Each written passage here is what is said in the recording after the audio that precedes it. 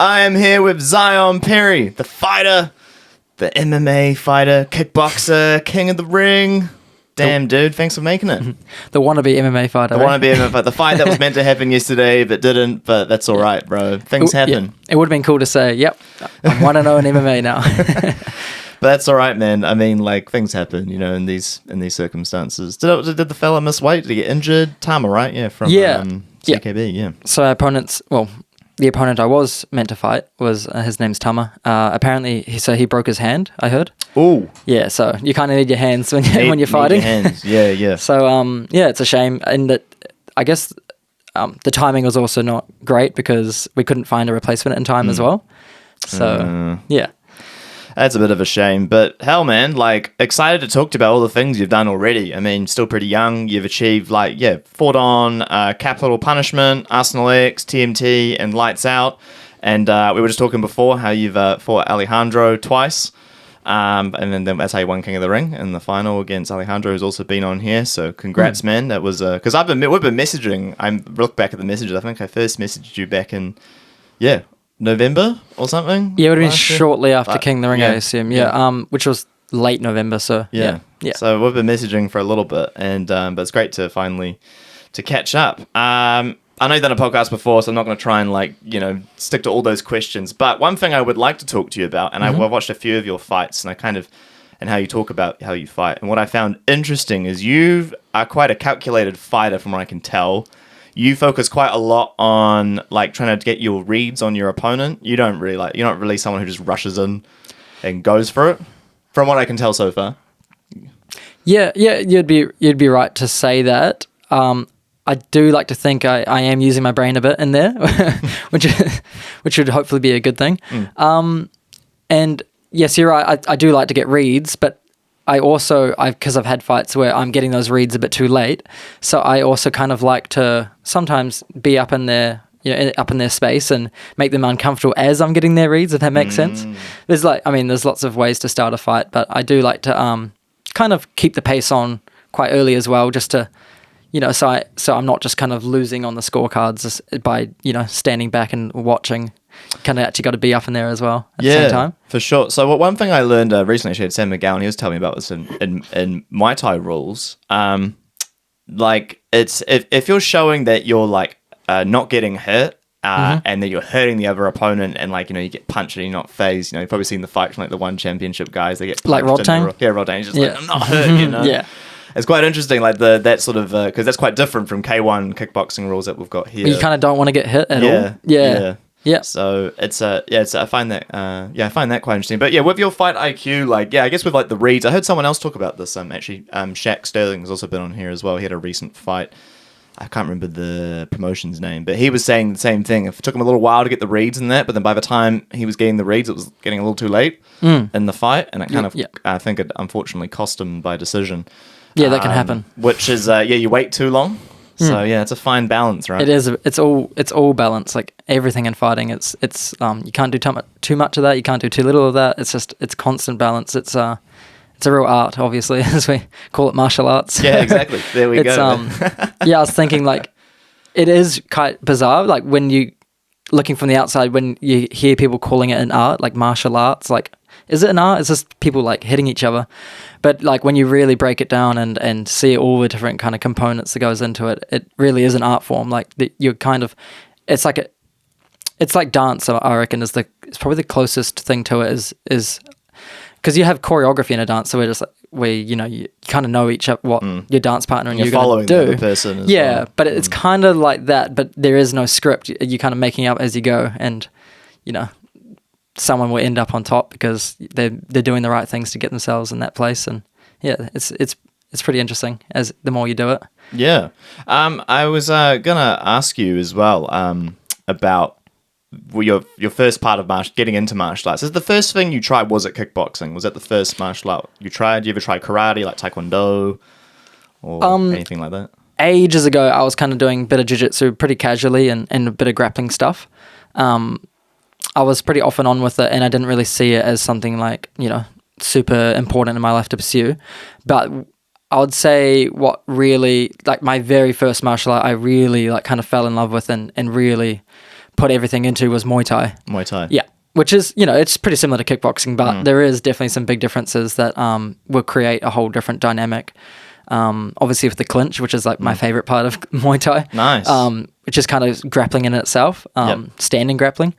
That changes the whole dynamic in a way as well, with the elbows and the knees. Well, yeah, also having like good jiu-jitsu, you'll be good at the clinch as well. Yeah, I think that helps. Yeah, I find that they are quite similar, like clinching and grappling they're kind of the same thing, just in different ways. But they also can be very different as well. So it's one of those things to balance. Yeah. So since you've been training for a little while, I want to ask you about what's your experience of. I want to ask you actually this. What is good sparring etiquette? It's funny because for me, because I'm just doing it all the time, it's more of like a feeling thing, right? It's hard to explain, but especially when I'm meeting someone for the first time, I'm very, you have to be a bit more reserved in the shots you're throwing, in terms of like, you want to kind of almost meet, both kind of, you're not just going in there and like, scrapping right away. You got to be a little bit more like playful, and then you kind of allow things to happen progressively, and then you eventually get to a point where you actually are properly sparring. So you will like start a bit more reserved. I like to smile a lot. I think that makes a big difference. It's just smiling and just being like, having fun. Yeah. And not being too aggressive, obviously. I mean, we do this thing in my gym in Warrior. We have one session a week called flow sparring, which has been really, I think, been like an awesome tool, because it makes a big emphasis on sparring light. And we do go hard to the body, because like I think that we think that's okay, is to go hard to the body and to the legs, but we just make a big emphasis not to go hard to the head, because that's the only thing that kind of doesn't recover, or you can't regrow brain cells as far as I'm aware. So yeah, so that's taught me good sparring etiquette in general, because we do that every week as like a really nice light sparring. Yeah, the flow, and also I guess setting up counters as well. Like, does that help with that? As well, like it helps with heaps of things, because it slows things down as well. And when you slow things down, you can break apart techniques a lot easier, and see things like that you might not see if everything's at full speed, full power. So yeah, I think it helps heaps. Nice. Yeah, because I'm curious about it, because every gym's got a little bit different etiquette when it comes to sparring, and obviously like different martial arts as well. Like sparring with boxers is completely different. I was talking to Daniel Ruanga on here, and he sparred with boxers and didn't like it. Because everyone just goes full tilt. Yeah, and then Muay Thai is kind of on the other side of the spectrum. It's very light. It's usually playful, quite light. Playful. Yeah, you're kind of like, I point like, oh, I got you there. Like, like, oh, you got me here. Oh, like, you make those noises like the, ooh, wee. It is different. And I because I'm used to it, I guess, I do prefer the Muay Thai kind of perspective on sparring. But I mean, hard sparring has its place as well, especially as a competitor. Like, you have to kind of simulate more closely to what an actual fight's going to be like. It's different power, different speed. Like, we call it fight speed or fight power. It's a lot. Yeah, it is quite different. So you kind of have to do a bit of both. Yeah. So I'm assuming these days you're doing a bit of everything: Muay Thai sparring, MMA sparring, kickboxing sparring, jiu-jitsu, rolling. We call it, all the rolling, all the rolling. Yeah. What do you have a favorite? I've got to say, Muay Thai sparring is kind of like elite, like fun. And then I'd say the second is rolling, because that's also really fun, and especially I find it's really gets the brain juices flowing. Like you have to be quite creative, and a lot of problem solving. Yeah, a lot of problem solving. It's a whole nother ball game, like compared to the striking. I mean, they're both just as like, they can be as deep as you want to make it. But if it seems as though jiu-jitsu goes even to a further level of problem solving compared to striking. Like, it's funny because to a lot of people, striking might not look, very complicated, or you need to use your brain too much. Yeah, but there actually is a whole lot going behind the little micro movements. There's a lot to unpack. All the reaction times as well, Yeah. Like when someone like about to load up a certain punch, and then like the feints and the fakes and stuff. Like there's a lot to calculate from that. And some people are very good at it, and some people, but then some people have like you eat a punch, so then you can give a punch, exactly, or something, which works too. Crazy. And it might not look as pretty, but sometimes like the non-pretty things are just like even more effective than the prettier stuff. you have to judge it for opponent to opponent, Yeah. right? Sometimes it'll work, sometimes it might not. That's how we love it, eh? It's all pretty complex and deep the more you look into it, yeah. Yeah. But it can be as simple as you want it to. One punch. That's can end also a fight. true. Yeah. So Mark Hunt that shit. Yeah, exactly. Boom. That's it. But I'm sure he's doing things that are like to allow that to happen of course. as well. Makes it look easy. Yeah. That's also true. So your goal is UFC, right? I'd say so. That's the goal? I like to. The thing is, Aim big. oh yeah, yep. I also kind of like to live more in the present in terms of allowing whatever happens in a way. Like I find that is a better space to operate in. So if that is the path that I do go down, then that would be great. Like that's kind of my naive younger version of me. That's exactly what I wanted to do, and it's still there. That drive is really there, but it's I'm kind of allowing to let paths open up to like whatever happens in life, kind of. But that would be kind of the dream for me would be competing and being successful in the UFC would be pretty awesome. What would you fight? Is it featherweight? Lightweight? So because the weight divisions work a bit differently. Yeah, so the cancelled fight last night that I was meant to fight in is bantamweight. At that UFC weight is bantamweight, which is 61.5 kilograms. So that light, area, very light. Yeah. Yeah, I'm a light guy, but I mean, there's a potential that I could even go lower, possibly. Depending on if I get my nutrition right and everything like that. Like I think fighters, especially these days, trying to get as low as they can to have the biggest advantage they can have. So yeah, I'm open to all that. But I think bantamweight right now for me is one of those weights where I know I could make the weight pretty easy and just kind of be really active there. So yeah, that's probably the weight at the moment. Because I guess you have to. Yeah, I've talked to a few fighters on here about weight because you got to be quite careful. Like if you got to do it right. Yep. And you got to do the weight cut right. Yeah, the weight cut can actually be a lot more damaging than the fight itself. So that was that fight a while ago with I can't remember the fighter's name, but I remember like the clip of like Michael Bisping talking about weight cutting or whatever, and the guy just like passes out in the background. Yeah, I do remember that clip. Yeah, I can't remember the fighter's name, but I was like, oh god, that's awful. But yeah, probably didn't weight cut right, or yeah. Well, I mean, sometimes your body will react differently sometimes, so like. It's probably, I know Joe Rogan goes on about it a lot that, he hates weight cutting and he thinks it shouldn't be a part of the sport, which I think a lot of people agree with. It's especially since it's, not good for your body long term and even short term. So if there is ways to kind of mitigate weight cutting in the future, that'd be great. But at the same time, like if everyone's doing it, everyone's got to do it in a way. Yeah. So we're like stopping everyone from doing it, or allowing is it truly fair? I guess that's the thing. I guess it is, but then everyone puts on the water weight back on anyway. So then, is it fair? Well, the issue is it would have because currently right now in most promotions, including the UFC, there's fairly large gaps between each weight. So that kind of makes you either have to jump from one weight to the other. There's kind of some of them. There'll be a fighter who's actually much better to be in between those two weights, but because that division doesn't exist, they have to, go to one or the other. So you would have to create more divisions, which would have its own problems maybe. Yeah, that's also a lot more to manage, isn't it? Yeah. That's true. All right.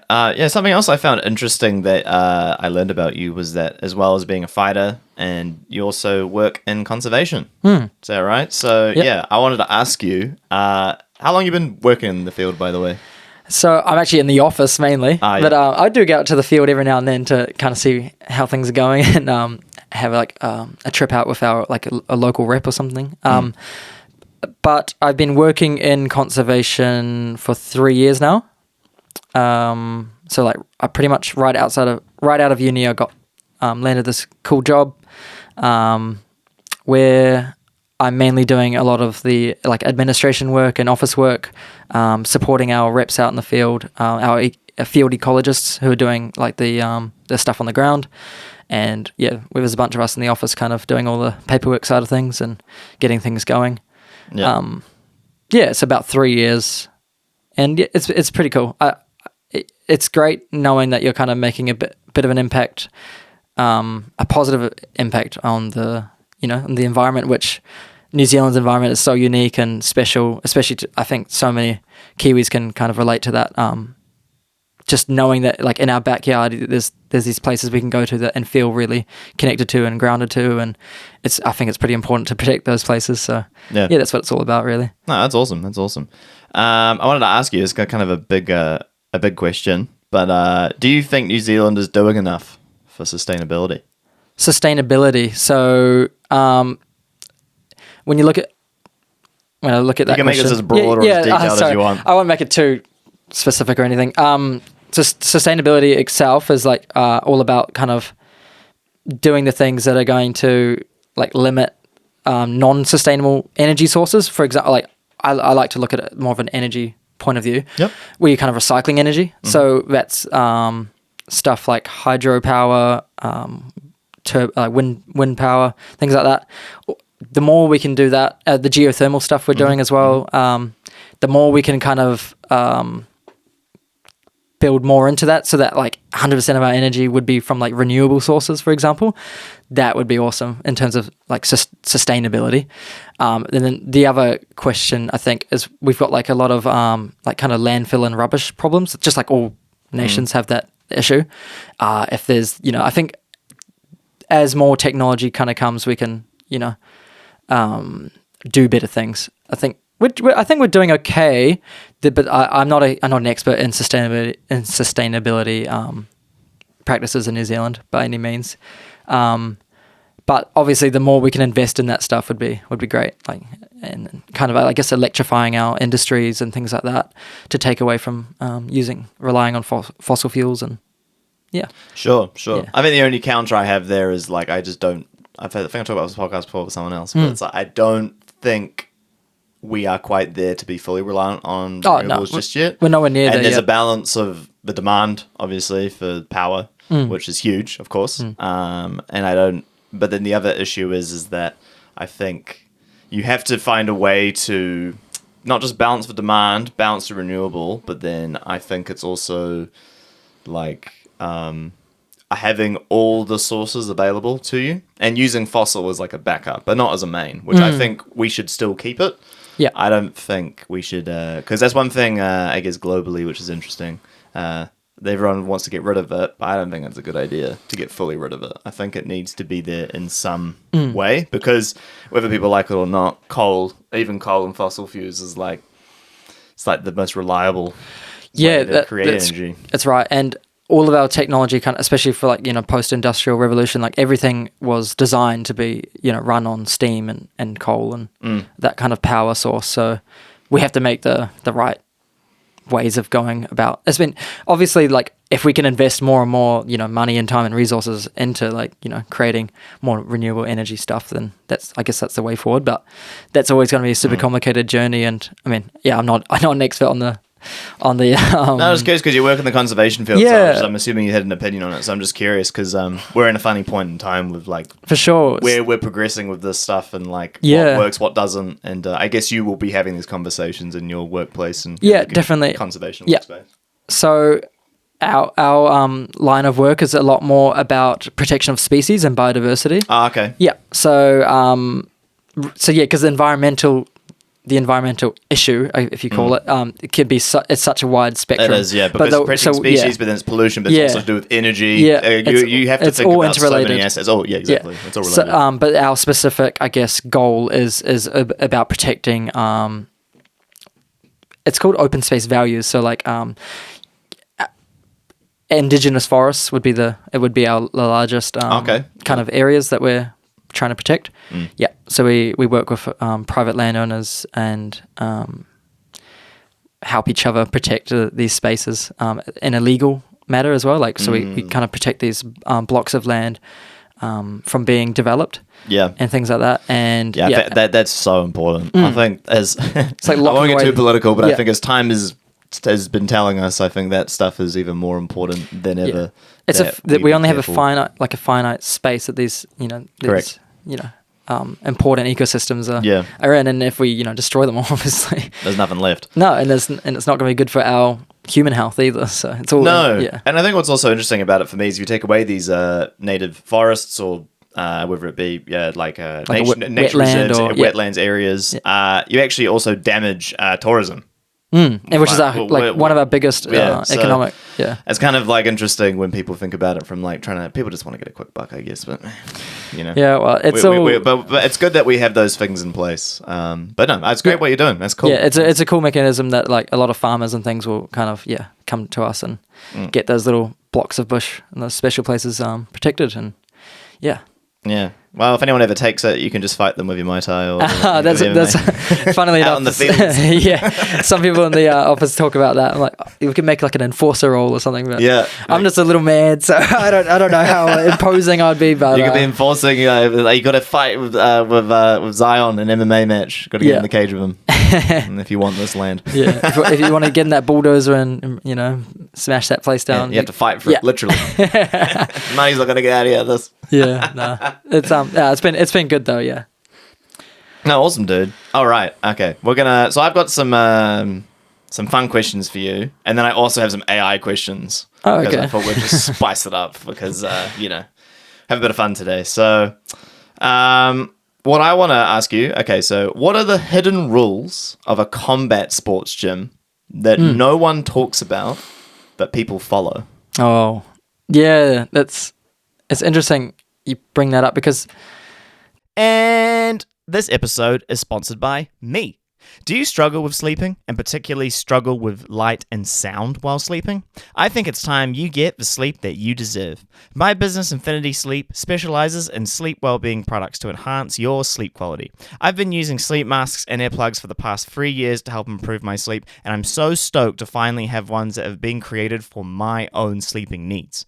If you would like to learn more about my business, Infinity Sleep, please visit our website, www.infinitysleep.co.nz. By making a purchase, you are directly not only supporting a local Kiwi business, but also this podcast. Use the promo code ONLYSCOTT15% and receive 15% off your first order. Go to www.infinitysleep.co.nz to get the sleep that you deserve.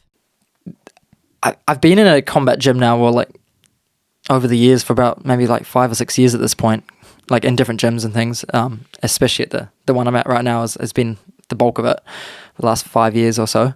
And you do get new people every now and then, I guess, that don't pick up on these kind of things, that you have to kind of realize, they don't really know any better as well. So it's almost like you kind of, you have to have that empathy to realize that, it's only after a few years that you kind of pick up these things.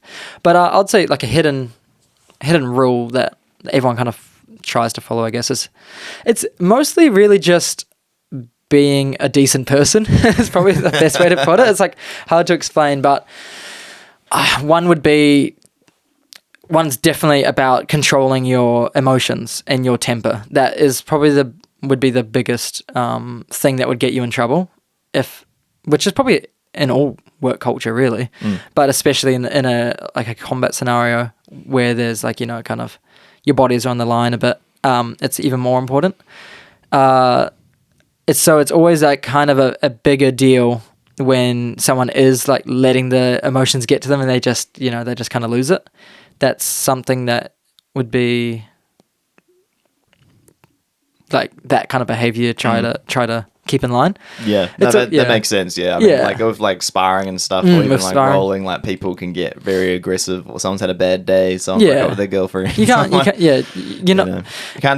People want to take out their day on people sometimes. That is, right? that's a thing that you see, and I do understand that because the gym is a kind of almost a place to unwind and allow that. You want to release that energy, I guess, but it's about doing it in a safe way. Maybe hit the bag harder, not a human, But yeah. True. Okay, here's a good one. Have you ever tapped in BJJ from someone's bad BO? I have not. I guess I'm someone that just kind of endures, and it's just part of it. Yeah, you get used to it.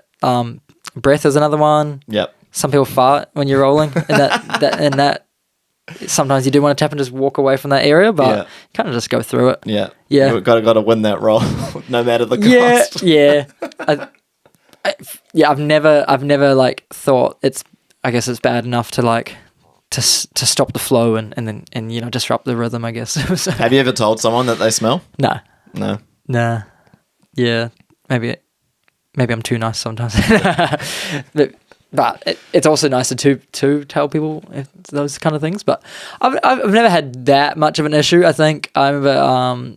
So I've gone back and forth a bit to this gym in the Gold Coast, and a few of the older guys I remember, and I think because it's the Gold Coast, people sweat a lot more as well. Yeah, especially of course. It's a lot more humid, a lot more heat. Yeah. And it's a jiu-jitsu heavy MMA gym, so it's all about grappling in that gym. And I remember, some of those older guys, for some reason, just they would have like a very distinct smell, and it's not like maybe some people would think it's bad, but maybe I've got a bit more of a tolerance to to odors, just because I'm around it all the time. But there's been times where it's pungent, but, but it never like stops the action. Yeah. So no, you haven't tapped. But funnily enough, every time I come, a lot of the times I come home, I have my rashie on, and I'm it's full of sweat and stuff from rolling and things, and I'll say, you smell like other people. Yeah, and I'll say it to my girlfriend, she'll be like, "Oh, you stink." I was like, "It's not me, it's other people's sweat." I'll say it every time, kind of.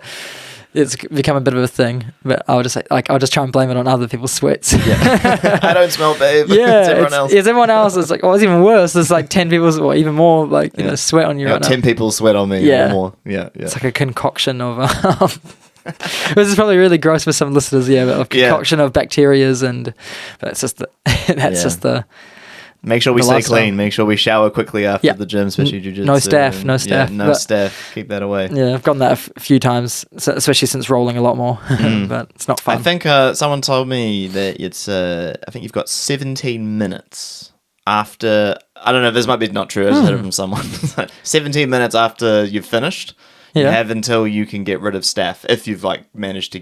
But that doesn't make sense because if you're rolling for an hour and a half and you get it halfway through, then it's too late.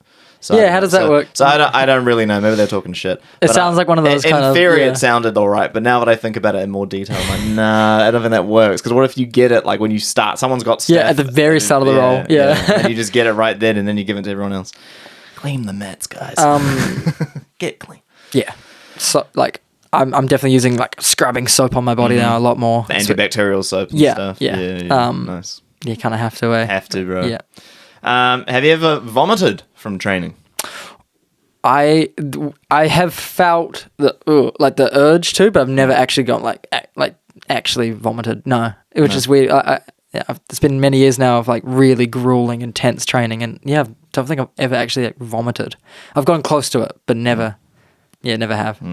Yeah, I feel like it's probably more when people aren't used to it and they're really pushing. So more of the newbies coming in, I will see it happen every now and then. Because their body isn't used to that vigorous of a training session, and then I'll see it sometimes. And I think it's probably some people a bit more prone to it than others. But I've never vomited from training or a fight. I know that getting hit to the head and that can cause vomiting as a sign of concussion. So hopefully I don't have to do it via that route either. Have you ever also on that note, have you ever passed out from exhaustion? No. Have you seen people? No, I've seen people pass out from not tapping, getting choked out. I've seen that. But I've never seen other people pass out from exhaustion nor myself do it. Have you? That's good. Have I? Not in, no, I mean, I do a little bit of martial arts, but I don't think in martial arts. I remember I used to be, years ago, a long time ago, I was a lifeguard, and we used to do a pre-training camp. So we would just run up sand dunes and do all this kind of crazy stuff. I saw people vomit and pass out. It was in the boiling hot sun outside, and you're running up and down. Was there a lot of swimming involved with that as well? Yeah, swimming. That's ocean swimming too. So, it's a whole nother thing. Yeah. I do pool swimming, lap swimming. That's good. Yeah, once a week I try to do that. Oh, that's really good for you. I wish I did more of that. I always say I should do more of it, and I don't. It's funny, whenever I turn up, I'm like, oh, I really can't be bothered most of the time I do it. But I'm just if this is the little extra thing that it allows my cardio or whatever to be even fitter than the other guy, then it's worth it. It's that 1% better. Yeah. But I always view it as my little secret weapon sometimes in a way, but I don't know if it is, but I definitely put a big emphasis on swimming for combat conditioning, I guess. You find it. What does it really help with? It's the breathing is a big part. So Yes. so because you're actually using your brain to kind of breathe rather than just the. So it just helps a lot more with your circulation and your breathing. Yeah. Like you can hold because you're very tired in that. But I guess if you swim a lot, you're better. You have maybe better tolerance. Yeah. So you're intentionally using your breath, which so breath work, which is super important outside of as well, outside of swimming for combat sports. But I guess just swimming kind of almost forces you to do it. So that's one thing. And then apparently, I think it can create a bigger diaphragm and lungs and things, and it's also, I find it conditions my muscles more. Because I actually can get quite sore shoulders and that kind of stuff. Well, not sore, but you feel them they're tightening up, and you actually kind of toning them up. It feels like for me. So I get that little extra conditioning. I feel like from swimming, especially if you're going quite hard. It's just another boost of I guess a cardio that your body's not exactly getting from running or other sprints or anything like that. It's a slightly different way to kind of get your body ready. Nice. Oh, that's cool. I reckon. And that's a good tip. It's a good tip. Okay. Okay, there's one I came up with. Okay, is there a fighter? You follow the UFC a lot. Is there a fighter in the UFC that you look at and you wonder how they got there? Wonder how they got there isn't, well, this guy's not very good. How did he get there? Or, is that the way? Or is it wonder what was their backstory to get there? I think it's more they're not very good, or they're very unpredictable. My answer to that, if I was maybe you, I would be Kevin Holland. Mm-hmm. It's just so up and down. He just wins and loses from a performance standpoint. How he's he'll win then lose, win then lose. Yeah, it's very inconsistent. There's guys who will, I think their records, they'll win for a long time, and then sadly they get a bit older, maybe lose a bit more. But there's some guys who just lose for ages, but they're still there. I don't know, it's quite interesting. So is there any fight in the UFC? Yeah, kind of know what you're talking about. Yeah, I remember that. I guess a lot of people mocked, or just kind of were quite confused about Ben Askren's striking. So if you're looking at a particular component of MMA, you're like, oh damn, how did that guy get in the UFC with that kind of striking? But then obviously he's got the awesome wrestling to kind of go with it. But yeah, I remember some of those sequences that you really do you ponder wow, how did he get so far in MMA with that kind of striking? Yeah. But so I think things like that. But I think overall, I feel like UFC is one of those places you can't kind of get there by accident. You must be doing something correct to get there. So I don't think I've ever actually really looked at a UFC fight and be like, oh, there's no way that they could have got there naturally through being actually good. Because I think you have to actually be really good to get there. At least that's what it looks like from me looking in.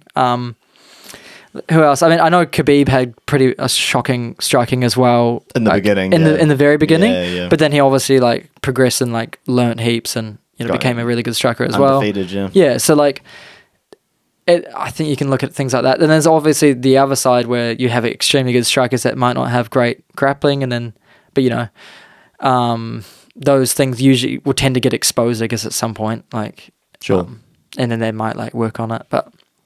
No, I don't think I've actually ever looked at a UFC fight and be like, oh, they're shit, they shouldn't have got there. Nah, I think everyone that gets there, apart from CM Punk, I think that was one. Oh, he's from WWE. So that was more of a entertainment aspect thing, I think. And didn't work out. Yeah, so... Brock Lesnar was like that as well, but that did work out.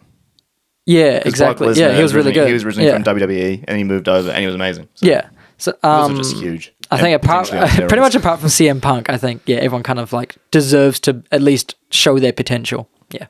That's what I'm saying. No, that's interesting. Okay. What was your first jiu-jitsu session like? Oh, well, it was ages ago, so don't remember that well. But I think because I've always, as a kid, I've always loved, kind of getting, physical and wrestling and, with friends and things I've always seen it as something quite fun and entertaining to do, which helps because you're actually enjoying it.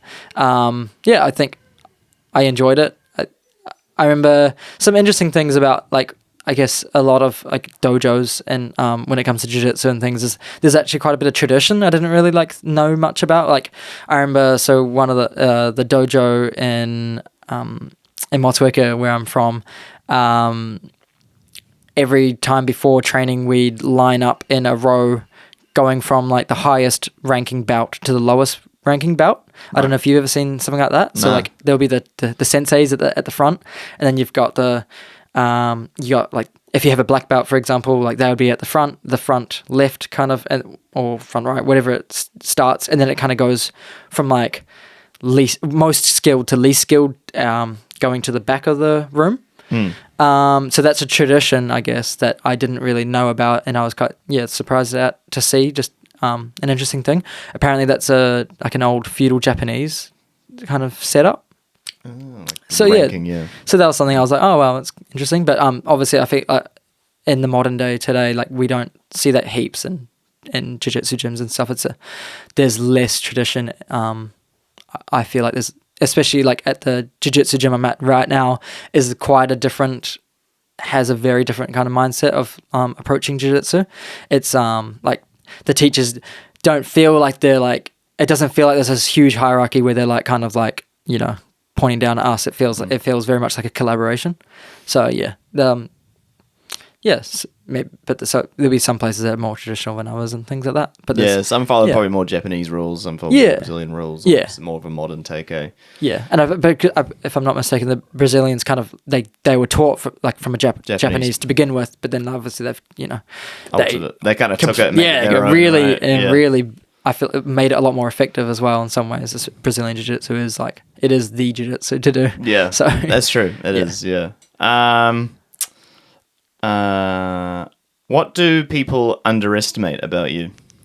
I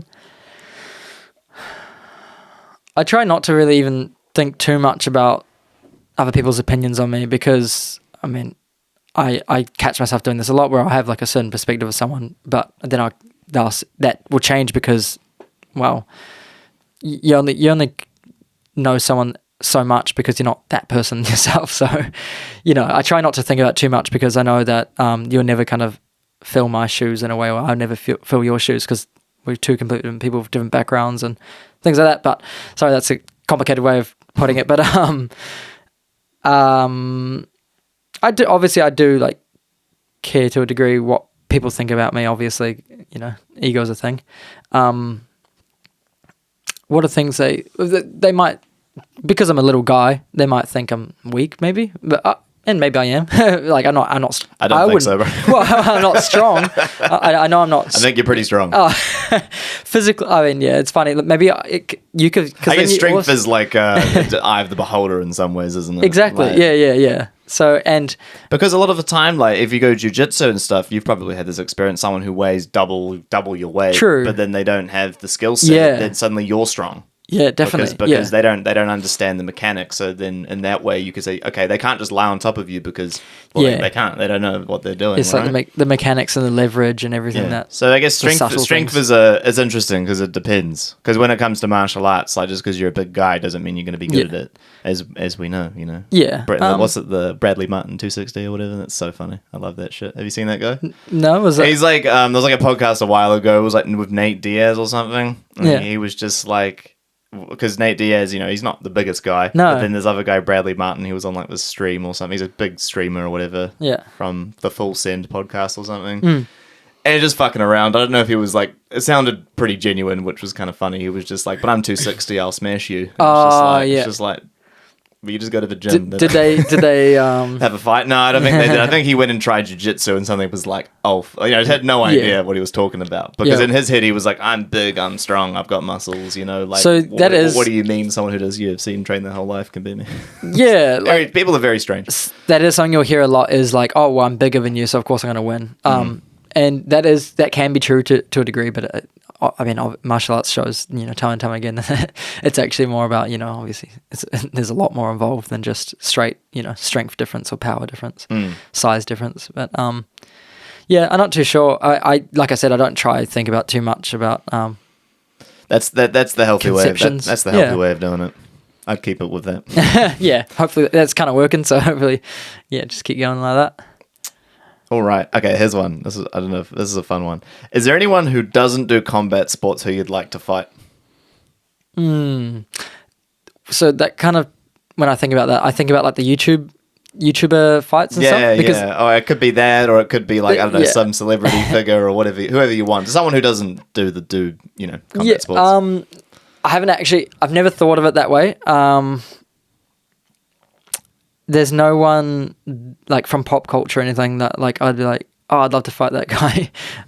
Because I think I've only ever looked at it as like a sport where I'm fighting people that actually do the sport. If that makes sense. Yeah, So, like, I mean, that makes sense. Yeah. But I'm just thinking, like, if you look at it like, me and Dwayne The Rock Johnson, let's go. What about like a historical figure? That would be cool. Maybe like someone like Abraham Lincoln or, like, just to see what they got, like. Probably doing this, the old boxing put him up, put your hands. Like, I think that would be cool. Maybe like even, I'd love to see like, how Rome obviously had the gladiators. Mm-hmm. It would be cool to see an old gladiator versus a new gladiator, because it's pretty easy to see the parallels between like modern UFC and then something like the Roman Colosseum. Obviously, there's a lot more I think desirable to be in than the other because one's to the death. Yeah, one's to the death, and that's not. And also, nice. have you seen like there's like the medieval MMA fighting yes, stuff? People I've seen fight with that. swords. Yeah, that looks so cool. But it looks cool, but also I wouldn't want to do it. But yeah, it looks like so cool. it looks like a nerd's dream. It is definitely a nerd's dream. Yeah. Yeah. I think it would be awesome to see like if there was some awesome superstar in the Colosseum fight like one of our awesome superstars. These days that would be cool to see. Yeah. Yeah, I think. But I've never looked at like so like a celebrity, for example, and be like, oh, I want to fight, they might be like an actor, for example, and it's a different industry. Not interested. Yeah, but what I was gonna say about the whole like YouTuber fight thing, there's a jealous part of me that's like these guys have like. They haven't been through the ringer. They haven't been through the ringer. Yeah, and now they're getting paid millions of dollars to do an occasional boxing match. Yeah, I know what you mean. Yeah. Well, it's just all about entertainment at the end of the day. Exactly. I think that's what it goes to show is that it's about what actually like puts people in seats. Correct. What's going to put people in seats to watch you at the end of the day? Yeah. Yeah. Which is it's kind of like that tension with martial arts, isn't it? Like because there's the artistic part, there's like the respect, the discipline, the fighting, and then there's like this other part, the which entertainment. Is like, we gotta sell the arena, so you got to make it exciting. And there's always going to be a balance between. So when everyone goes to the floor in UFC, everyone's like, boo, Yeah, it's funny. Even last night on the Shuriken series fight card, I remember I could kind of see from people's perspectives a little bit, like, I guess the casual fans, how they could see something like when people kind of go to the ground, like wrestle, that it could become kind of boring. I mean, obviously, if you know what's happening, it is a lot more interesting. Yeah. But I think it depends. Like, even like I know a little bit with what's happening, but I find if people just sit there and don't do anything, I'm like, they're holding a dominant position, so e.g. they're winning. Or just riding out the clock, which if it's like 10 seconds left, I get it. But if it's like another like minute, it's just like, you got to be progressing the fight. Yeah, I understand that. But I also, when you're in it, it's just like... gotta get a breather. Yeah, you gotta get a breather. And so I can, but I think, from like a punter's point of view, I do understand some of it. But sometimes it's also like, this is MMA, guys. Like, it's like, this is the sport you're watching. So I see both sides, because I can actually see that, you kind of do go like, it would be cool if this kind of got stood back up so I could like be on my edge of my seat to see if there's actually, going to be something like really flashy. But at the same time, like, you're watching this sport for a reason. It's got all these different ways of winning, so that's why it's exciting, because there is so much diversity in an MMA fight. There's so many ways to win. Exactly. Whereas in a kickboxing fight, it's a limited amount of ways to win. I also find people take the piss out of like decision fighters. Whereas in my opinion, if you can win a decision, very very obviously, I think that's really freaking impressive. Yeah. I personally don't have anything against that, especially if they're exciting. Like, I would argue, Alexander Volkanovski, the great, he's amazing. But I wouldn't say he's like a knockout artist. No, he's just incredibly smart. He's a great fighter, and his IQ is amazing. But his fights are entertaining. Yeah. So I don't know. For me, like when I think about like that, people argue that, I don't think it's a bad thing. Yeah, it's an interesting thing. It's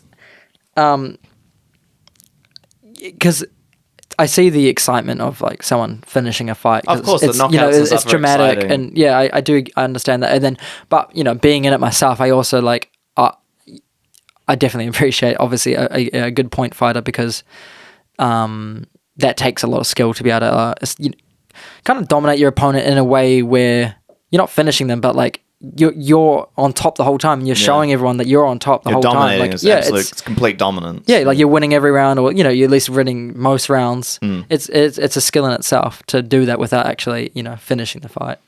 Yeah. No, I agree.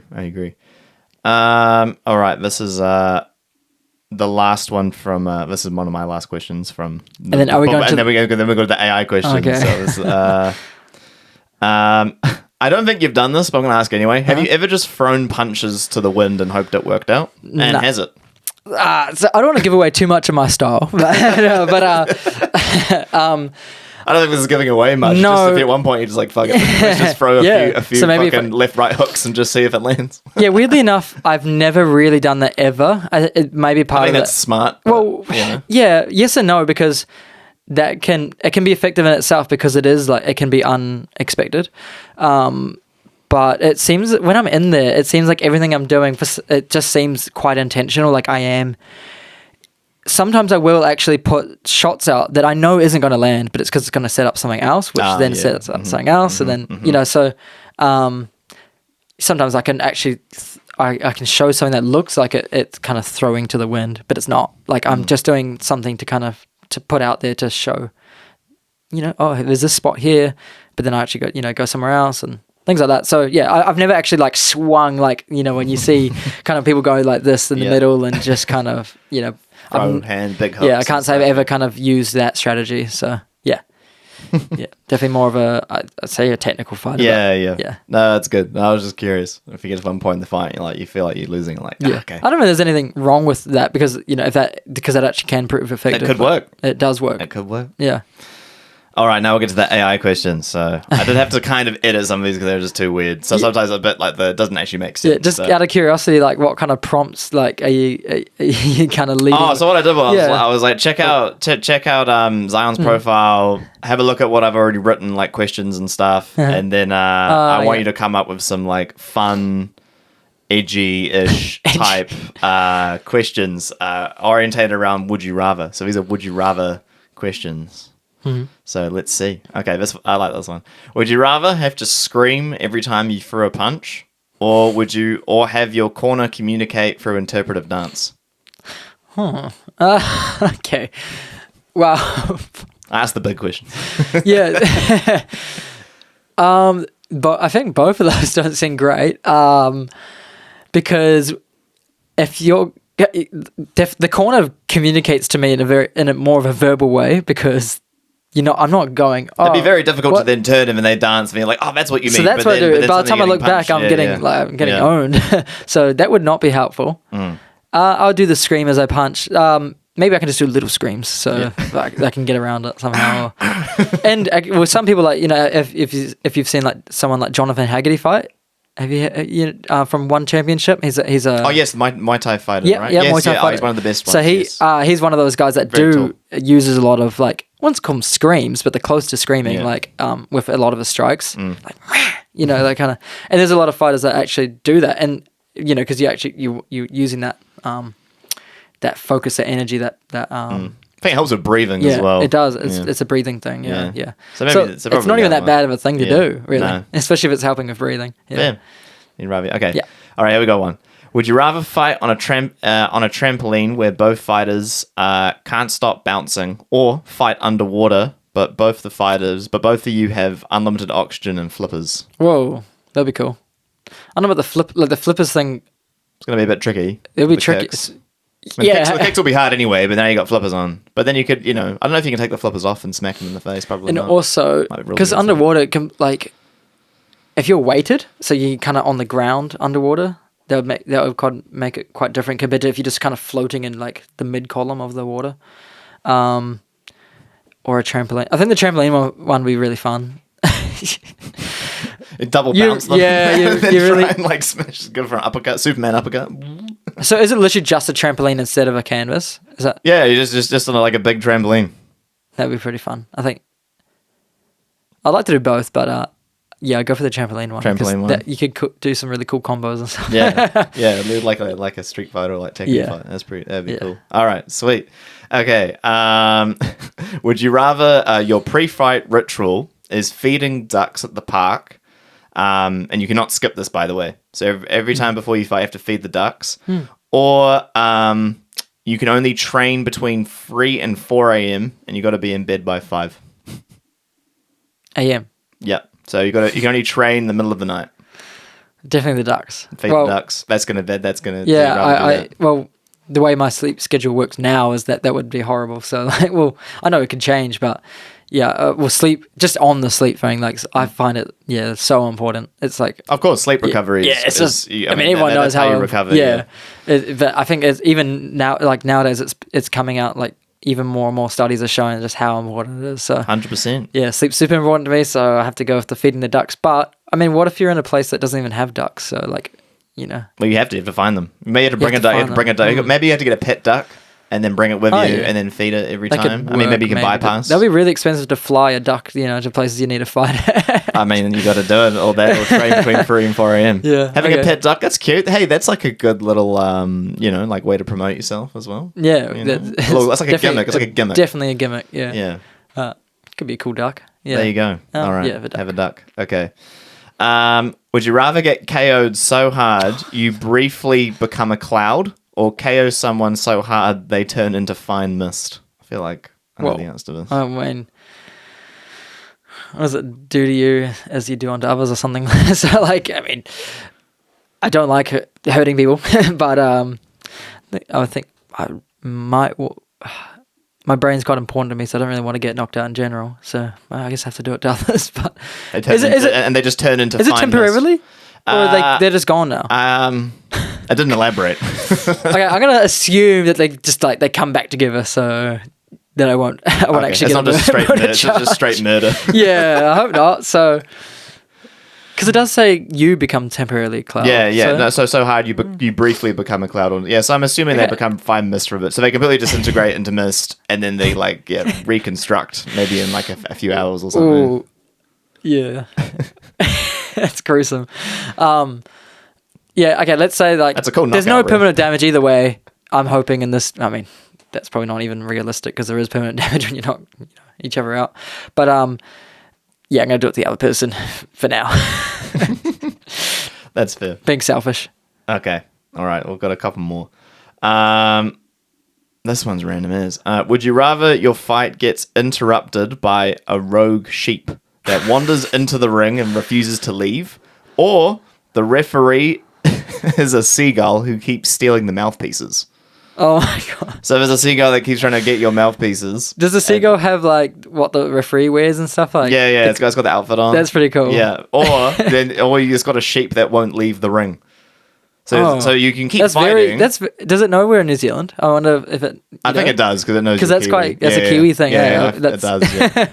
But I found that real. But you can keep fighting, but there's just a sheep in the ring with you as well. So it'd be so hectic, and I don't think the sheep would be having very much fun. It would be pretty confused, running. It's full on the sheep as well. Get kicked into the sheep. Oh yeah. Or a seagull keep trying to take away. Oh, and what if it gets your eyes? Yeah, that's that it. would be horrible. But imagine you got the seagull just coming in, trying to keep stealing your. It's so weird because your mouth is closed for the most part. Can you swat the seagull away?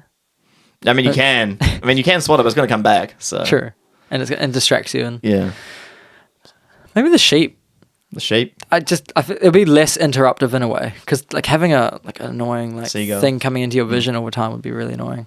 Whereas the sheep probably is going to try and stay away from you guys the whole time, I reckon. It's going to try at least. Yeah, I think sheeps are much more they're a lot more fearful of people. Yeah, but some seagulls are pretty super fearless, aren't they? Yeah, super aggressive, dive bombing you, trying to get your chips. Yeah. All right. Oh, that's a good one. Okay, this one. Okay. Would you rather retire undefeated but spend your retirement haunted by the ghosts of everyone you KO'd? Whoa. Or lose your final fight, but the person who beats you immediately retires out of respect? Whoa. How do you lose that fight? Does it say? So it says lose your final fight. You just lose your final fight. You just lose it. In any kind of way. In any way, yeah. But whoever beats you, they retire out of respect, and they don't fight again. This one's kind of interesting because it talks about, I guess, a little bit like legacy. That's quite an important thing. It's legacy, gets talked about a bit. But then also now you're haunted by the people who you've knocked out. I guess it depends how bad the hauntings are. Like if it's just like you were kind of like haunted in the sense that like you have like like your own emotions or like thoughts will come up about like this person and that person. That can't be. It won't be as bad if there was like a physical ghost of someone that you knocked out. Yeah.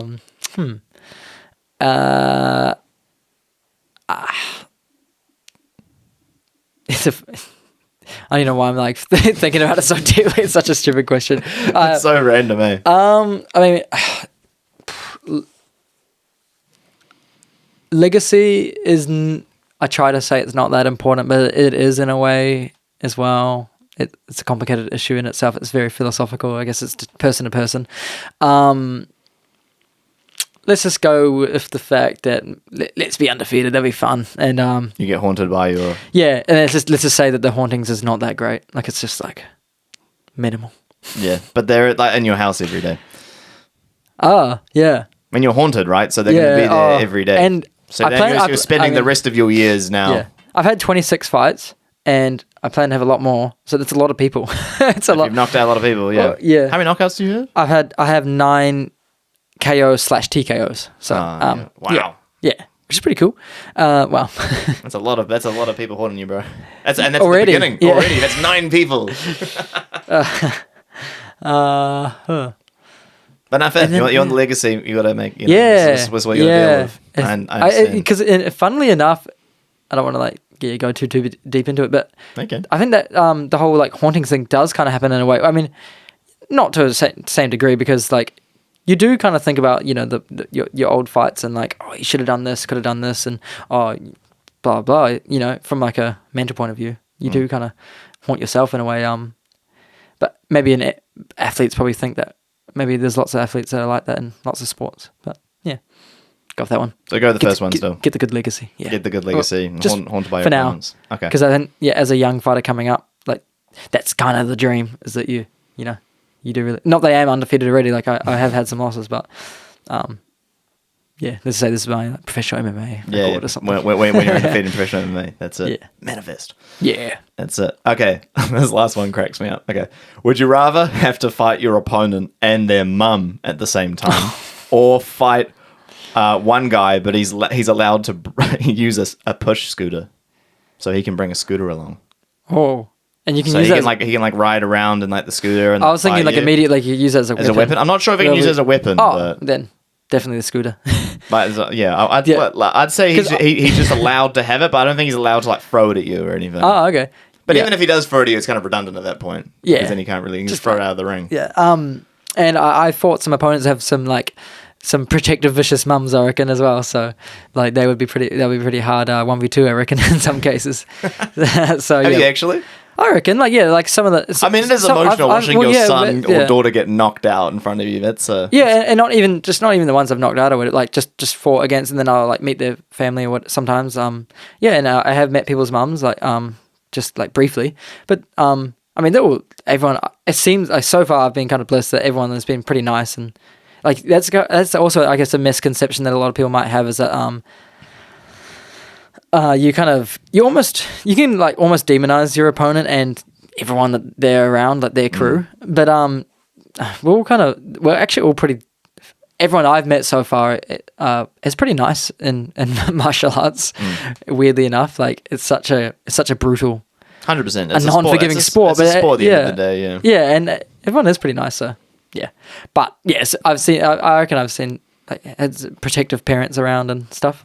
Just like my own probably, and yeah, it's been cool meeting different people. So yeah, you would, but yeah, the scooter guy is definitely, especially if you can't use it as around the ring and trying to hurt you. You do some kicks off the scooter. Yeah. I don't think it'd be that effective. So no, it's not a very big ring, so I don't think it would work that well. Yeah. You wouldn't fight them, and their mum. Damn, their mum might know what they're doing too. Yeah, imagine that. Yeah, they could be ex-fighter or they could even be a current fighter.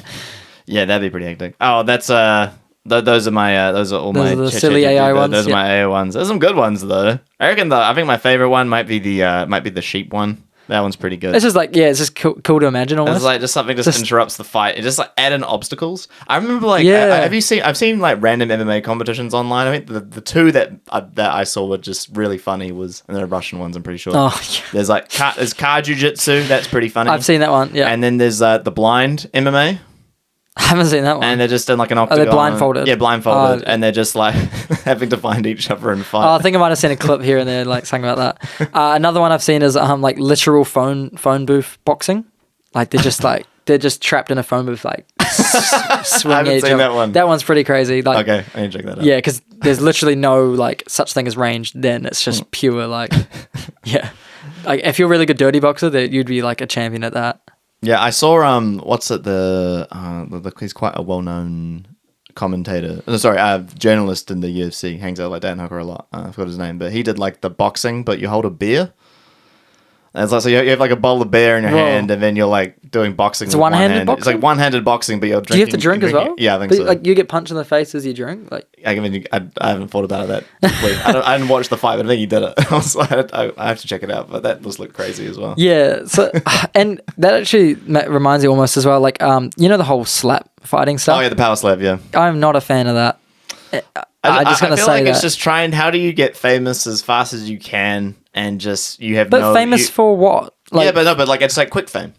It's quick fame. In this day and age, I guess that makes sense. Yeah. I'm not saying I like it, but that's how it works because then you get it's like like obviously Dan Hooker's got 1 minute scraps. I personally wouldn't do that, but I understand why people might. Yeah, I know a few people who've been on that. And Alejandro was on that. Yeah, Alejandro did it. So, he did the original one as well over in Thailand.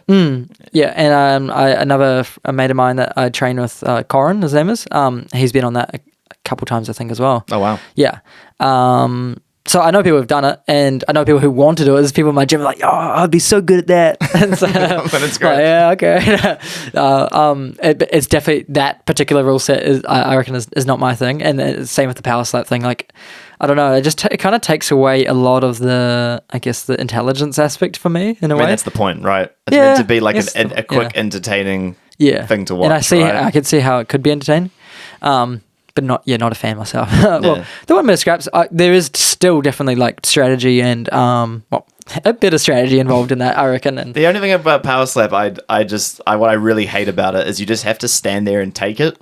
Yeah, like you can't do anything to defend yourself. You can't dodge. You just stand there and just get abused. It's just, it's a concussion machine. So it's like, I mean, UFC and MMA, these days are already a concussion machine in some ways. So like making it worse, it's not the answer in my opinion. But no, anyway, no, like I can see the appeal for some, and I think like if you're in a position where you're like, fuck it, like I need to earn some money, and I mean people for entertainment, right? Like some people will just jump into it, but I would never do it. I mean already training and if you're doing kickboxing and stuff is already risk. There's already risk involved, and but at least you can defend yourself. Yeah, you can block exactly, and you can get out the way and things like that.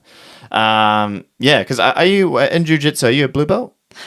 I'm technically a white belt. Oh, yeah. I've been training for years, on and off. I mean, in the last 2 years, I've been training full time. Nice. I'd like to say, at least, like where I'm actually doing it quite a bit in the week. I mean, I've actually even got my first bit of cauliflower ear. I know, I can see that. Notice that? Yeah, bit of asymmetry going on. But So yeah, I've definitely been doing a lot more as I was getting. Was doing a lot of grappling, getting ready for this fight. Just because I'd like to view myself as quite a fairly competent striker at this point. Yeah. So, I want to get my grappling as like, if anything better even than my striking would be awesome, one day. So yeah. It's got the cauliflower, but hopefully I'll do it. I technically am a white belt, but I reckon I'll get graded to be a blue belt fairly soon. No, I'd like to think, because I'd imagine you would. Well, because you won the competition as well in Wellington, right? Yeah, well, I came second place out of quite a big group of people in that division. So that's cool. and it shows I guess I'm doing some good stuff. Yeah, man. got some submissions and things. What's your favorite submission? I mean, I'm a big fan of chokes, like especially with MMA. I think that's just like the rear naked. Definitely the rear naked. That's got to be the top. Like that elite. is a banger. It is the elite. Like I think there was a study. Well, not a study.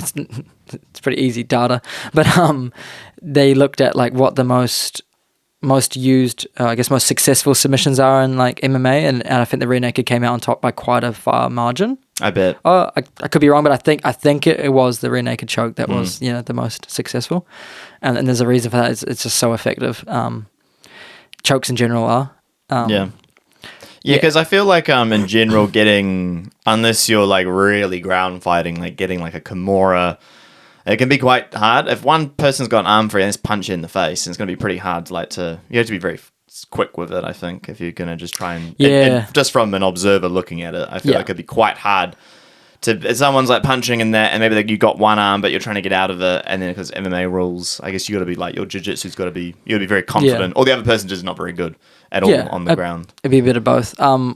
So when it comes to those kind of more, I guess, a little bit more complicated like submissions, it seems as though when the fight goes on longer, that there's more.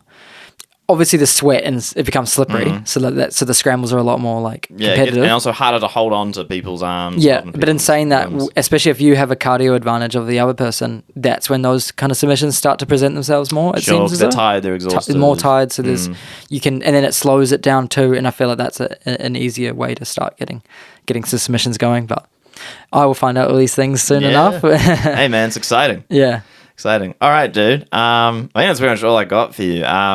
Do you have anything you'd like to say? Any shout outs or anything you'd like to final words, final thoughts before we wrap up? I think it was a good fun conversation, I reckon. Like we talked about some good stuff in there, especially with the AI questions. It's funny. But I guess I give a shout out to the 3 gyms I train out of currently in Wellington. I've got I got green gloves for boxing. I'd like to do more than I am currently, because I just spread out my timetable so much. But I train at Green Gloves Boxing. They're an awesome group of people. Really appreciate what they do. I train out of Warrior Training Academy. That's my main gym that I'm if I was to say like what got me to King of the Ring, for example, like it's definitely Warrior Training Academy. That's like my main kind of gym where I've gotten all my Muay Thai and kickboxing from, in a way. There's been other gyms in the past, but like that's where I really developed my style. And then also workshop jiu-jitsu. Want to give a shout out to those 3 gyms, because awesome group of people. You guys know who you are, and it's been great training for you guys. But one more thing I'll just end on is so I plan to go to Thailand to train and fight for a few months at least. Awesome. When? In April. Oh, so exciting. So just around the corner. Very exciting. So as much as I love training at those 3 places, I will be, training at, more different gyms, different bodies, different perspectives, different people, and get a few fights under your belt. When definitely, you're there. yeah. And there's lots of little guys over there, so that helps. It's gonna be crazy. I've heard lots of stories about it. Yeah. If someone pulls out, then there'll be someone around there. It's gonna be good. Awesome, man. Hopefully, stay super active. Yeah, that's I reckon a big part of my success has just been being really active, just lining them up constantly. Just want to give a shout out to those 3 gyms though, and it's been awesome. Exciting. Thanks, Arm, for coming on, bro. And it looks like you got a lot of exciting things along the way, and wish you the best of your fight career and everything else you're doing. Thanks. Yeah. Cheers. So everyone for listening. We'll call it there. Bye.